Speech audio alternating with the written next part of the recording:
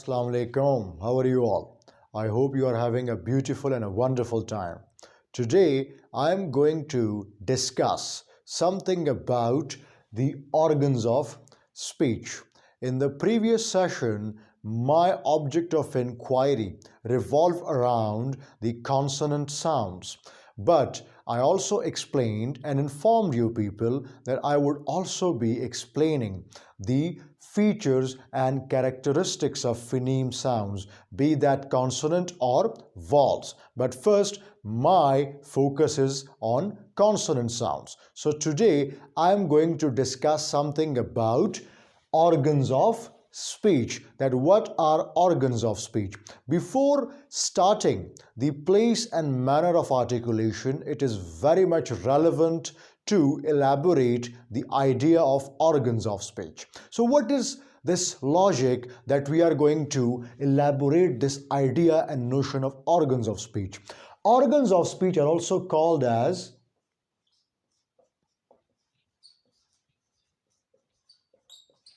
articulators. Now, what are organs of speech? Organs of speech are those parts of the body which are responsible for the production of phonemes. Now, what are those organs of speech? We would be enumerating and listing them one by one. Before starting listing those organs of speech, I would also like you to understand that there are two kinds of organs of speech or articulators. Now, what are those? Number one, mobile and immobile. Mobile organs of speech and immobile organs of speech. We need to draw a distinction between the two. Mobile organs of speech are those organs of speech or articulators which can move, which can make a movement, as opposed to the immobile organs of speech which cannot move. Rather, they remain static, yet equally responsible for some of the crucial articulation / production of consonant sounds or speech sounds, phonemes. Now, I would be starting with these two kinds of articulators and organs of speech. So let's elaborate this.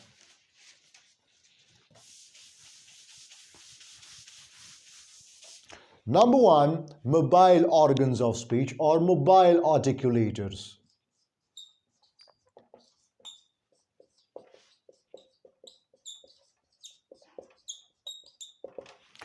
Mobile articulators, as I've already explained, that mobile articulators or organs of speech are the one that can move freely. So what is the first mobile organ of speech? Number one, tongue. Your tongue, this tongue inside the mouth can make number of movements. It can make variations in terms of movements, and when it moves around inside the mouth, it can play a vital role in the production of some of the most prominent speech sounds / phonemes. Due to the movement inside the mouth by the tongue, we can explain the concept of vowel sounds. And this tongue plays a vital role not just in the production of consonant sounds but vowel sounds as well. So this is the first mobile articulator in organs of speech. What is the second one?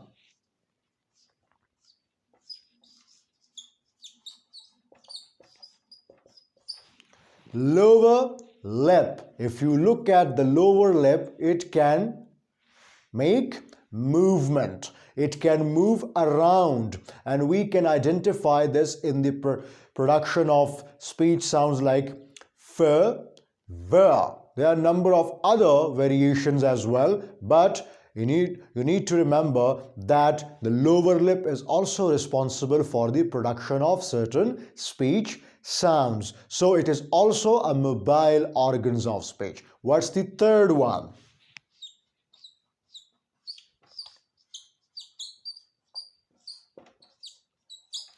lower jaw. You can see in with the help of my lower jaw like this.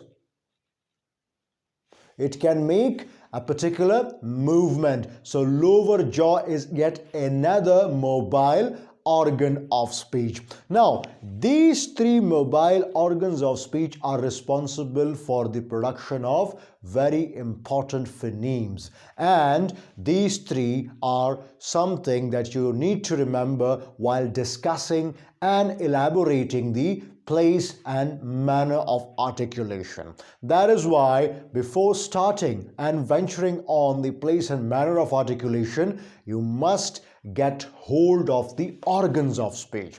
So these three that I have listed are mobile organs of speech or mobile articulators. Now let's move towards the immobile organs of speech.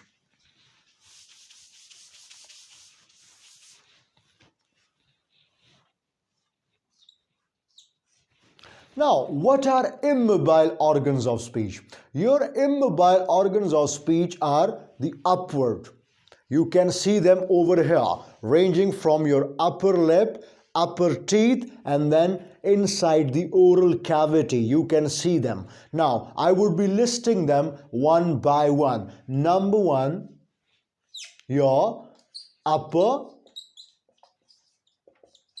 lip. If I ask you to move your upper lip, you will find yourself completely helpless, as it is not a mobile articulator. It cannot make any movement, but at the same time, it is responsible for the production of phoneme sounds. One must not forget that we are not going to come up with any sort of perplexity by stating that the immobile organs of speech are not responsible for the production of speech sounds. Certainly not. They are responsible for something that is very much prominent with regard to the production of speech sounds. So you must bear one thing in mind. So upper teeth, number one, is the first immobile articulator. What's the second? Now, inside the mouth, we have an area like this, and we call it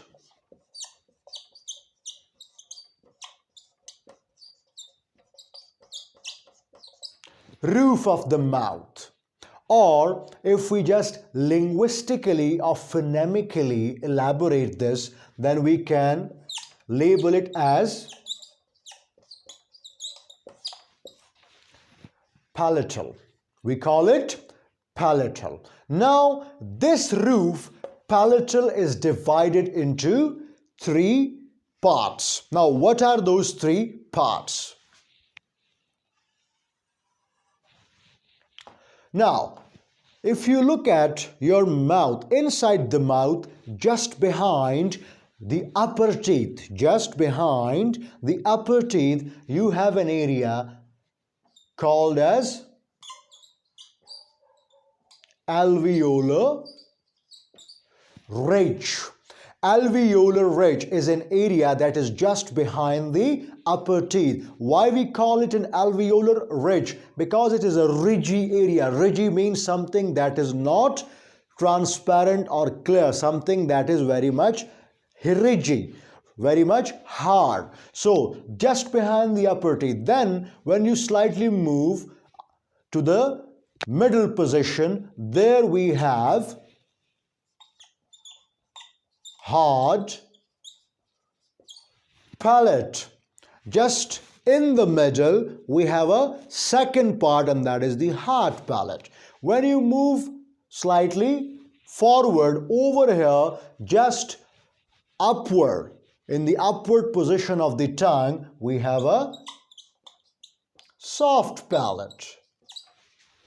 So, in the soft palate, we have yet another tiny finger-like element, like this. When you open your mouth, widely open your mouth, you can see a small finger-like element. We call it uvula. What do we call it? uvula.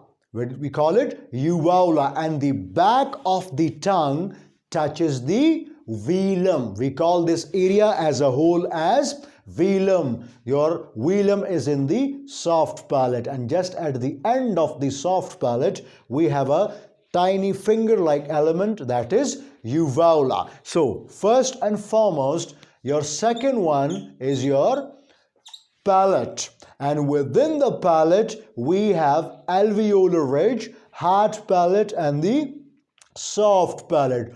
All these three organs are immobile. They are immobile organs of speech. You cannot move the roof of the mouth, the overall palate. At the same time, we also call it by another name, this alveolar ridge, that is gum ridge. Why gum ridge? Because it touches the upper teeth. Just behind the upper teeth we have a gum ridge. All these three are immobile organs of speech. Let's move towards the next organ of speech.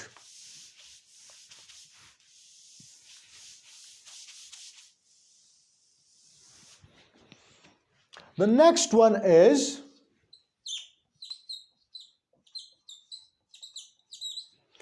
pharynx. Now, what is pharynx?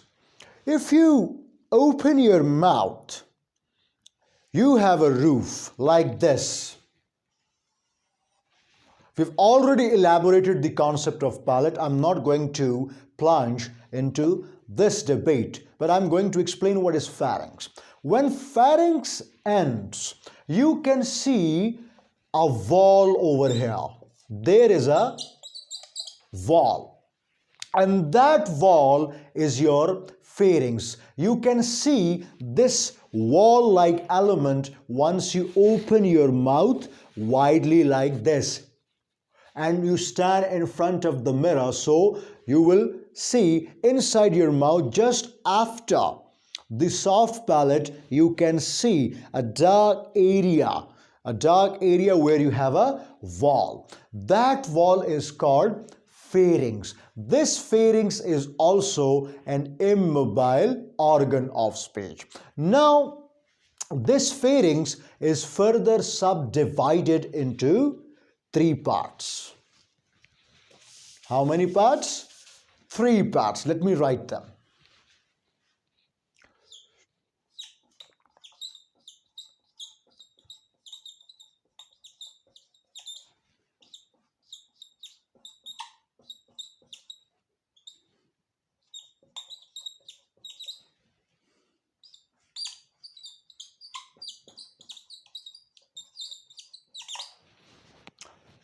Number one,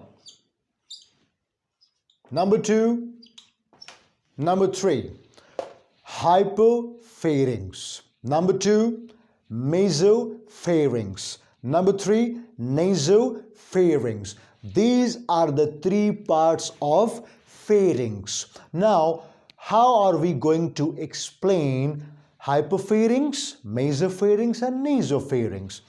Hypopharynx is behind your oral cavity, or behind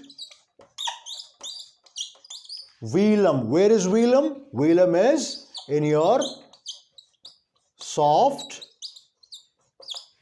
palate. Velum is your soft palate. Mesopharynx. Where is mesopharynx? That's also very much important for us to understand. And then where is nasopharynx? Now, just behind the velum you have mesopharynx. Now, hypopharynx behind the velum, hypopharynx behind the oral cavity, nasopharynx behind the